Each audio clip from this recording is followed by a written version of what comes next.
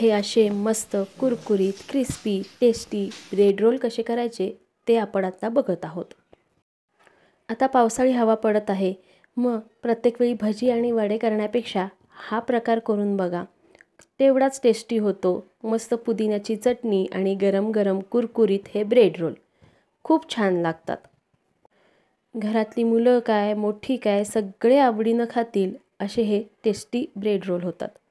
चला मग रेसिपीला सुरुवात करूया। पण त्याआधी जर तुम्ही आमचे चॅनल सबस्क्राइब केलं नसेल तर नक्की करा।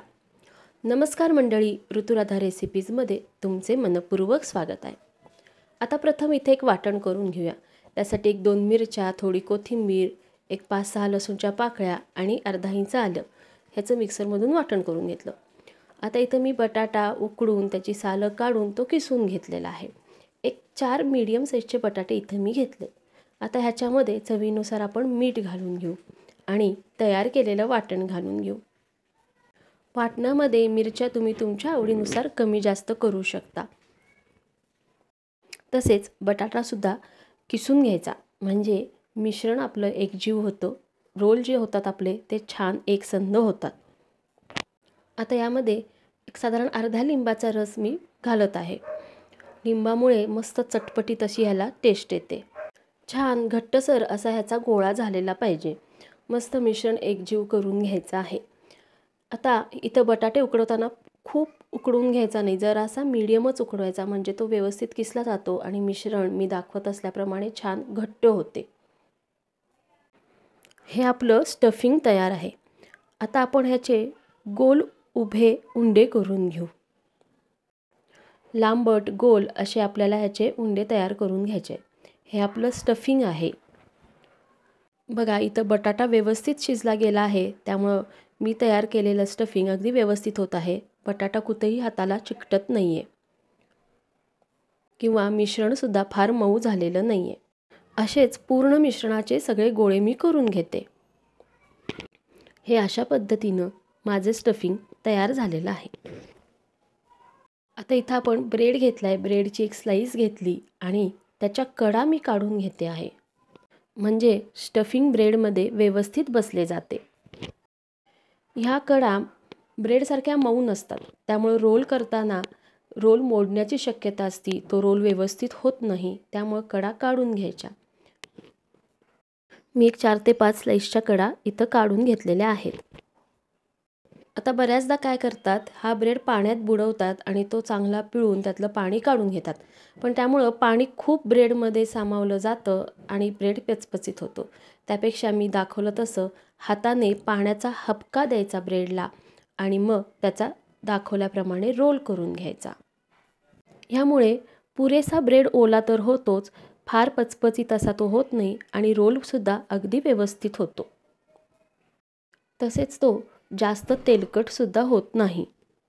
दोन्ही हाताने व्यवस्थित दाबून दोन्ही बाजूच्या कडा व्यवस्थित प्रेस करून आपल्याला हा रोल पॅक करायचा आहे। हे बघा, हातानेच मी हा ब्रेड थोडासा ओला करून घेत आहे। एवढा ओलसर ब्रेड पुरेसा होतो, त्याचा रोल व्यवस्थित होतो। आता आपण जे स्टफिंग केलेलं आहे ते ब्रेडमध्ये ठेवायचे आणि हा ब्रेड असा रोल करून पॅक करून घ्यायचा। दोन्ही बाजूंनी दोन्ही साईडनी रोल पॅक करायचा आणि हाताने व्यवस्थित दाबून तो पॅक करून घ्यायचा आहे।